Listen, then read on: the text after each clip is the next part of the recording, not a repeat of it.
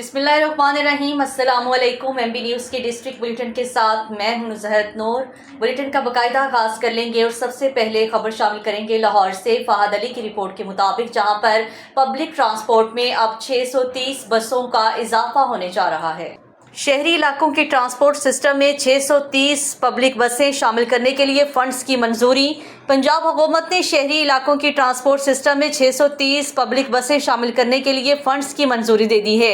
वज़ीर आला पंजाब मरियम नवाज शरीफ की ज़ेर सदारत कबीना स्टैंडिंग कमेटी बराए खजाना डेवलपमेंट का इजलास हुआ, जिसमें सीनियर सूबाई वज़ीर मरियम औरंगज़ेब, वज़ीर खजाना Mujtaba Shujaur Rehman, senator Pervez Rashid, chief secretary IG Punjab, chairman PND, secretary खजाना, लोकल गवर्नमेंट, इत्तलात और दीगर हुकाम शरीक हुए। इजलास के दौरान वज़ीर आला पंजाब को मुख्तलिफ तरक्याती मंसूबों से मुतल्लिक ब्रीफिंग दी गई। इजलास में पंजाब के शहरी इलाकों की ट्रांसपोर्ट सिस्टम में मजीद 630 पब्लिक बसें शामिल करने के लिए फंड्स की मंजूरी दी गई। प्रोजेक्ट के तहत लाहौर, रावलपिंडी, मुल्तान, फैसलाबाद और बहावलपुर में नई बसें फ्राहम की जाएंगी।